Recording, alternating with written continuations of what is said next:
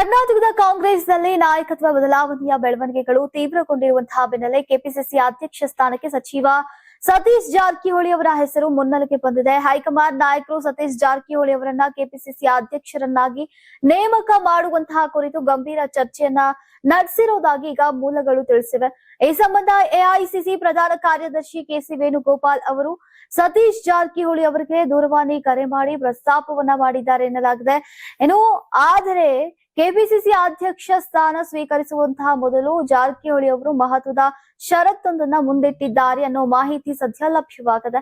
ನೀವು ಸಣ್ಣ ಆಗ್ಬೇಕಲ್ವಾ, ಅದು ಒಂದು ಉತ್ತಮ ಆಹಾರದಿಂದ ಸಣ್ಣ ಆಗ್ಬೇಕಲ್ವಾ. ಪ್ರತಿದಿನ ನಮ್ಮ ಜೀನಿ ಸ್ಲಿಮ್ ನ ಯೂಸ್ ಮಾಡಿ ಯಾವುದೇ ಸೈಡ್ ಎಫೆಕ್ಟ್ ಇಲ್ದಂಗೆ ನೀವು ಸಣ್ಣ ಆಗ್ತೀರಾ.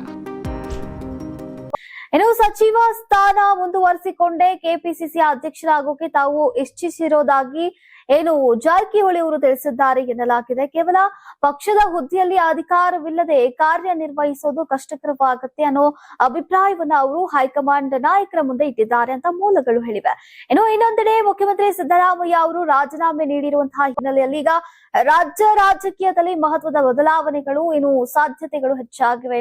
ಡಿಕೆ ಶಿವಕುಮಾರ್ ಅವರಿಗೆ ಮುಖ್ಯಮಂತ್ರಿ ಹುದ್ದೆ ಹಾಗೂ ಸತೀಶ್ ಜಾರಕಿಹೊಳಿ ಅವರಿಗೆ ಕೆಪಿಸಿಸಿ ಅಧ್ಯಕ್ಷ ಸ್ಥಾನ ನೀಡುವಂತಹ ಬಗ್ಗೆ ಕಾಂಗ್ರೆಸ್ ಹೈಕಮಾಂಡ್ ಚಿಂತನೆಯನ್ನ ನಡೆಸಿದೆ ಅಂತ ಹೇಳಲಾಗ್ತಾ ಇದೆ. ಕಳೆದ ಒಂದು ವರ್ಷದಿಂದ ಕೂಡ ಈ ಬೆಳವಣಿಗೆ ನಿರೀಕ್ಷೆಯಲ್ಲಿದ್ದಂತಹ ಸತೀಶ್ ಜಾರಕಿಹೊಳಿ ಡಿಕೆ ಶಿವಕುಮಾರ್ ಮುಖ್ಯಮಂತ್ರಿ ಆದ್ರೆ ಮಾತ್ರ ತಾವು ಕೆಪಿಸಿಸಿ ಅಧ್ಯಕ್ಷ ಸ್ಥಾನವನ್ನ ಒಪ್ಪಿಕೊಳ್ಳುವುದಾಗಿ ತಮ್ಮ ಆಪ್ತರ ಬಳಿಯಲ್ಲಿ ಹೇಳಿಕೊಂಡಿದ್ರು ಎಂಬ ಮಾಹಿತಿ ಕೂಡ ಹೊರಬಿದ್ದಿದೆ. ಈಗ ಈ ಎಲ್ಲಾ ಬೆಳವಣಿಗೆಗಳ ನಡುವೆ ಕಾಂಗ್ರೆಸ್ ಹೈಕಮಾಂಡ್ ಅಂತಿಮವಾಗಿ ಯಾವ ನಿರ್ಧಾರವನ್ನ ತೆಗೆದುಕೊಳ್ಳುತ್ತೆ ಅನ್ನೋದ್ರ ಮೇಲೆ ಈಗ ರಾಜ್ಯ ರಾಜಕೀಯ ವಲಯದಲ್ಲಿ ತೀವ್ರ ಕುತೂಹಲವನ್ನ ಮೂಡಿಸಿದೆ.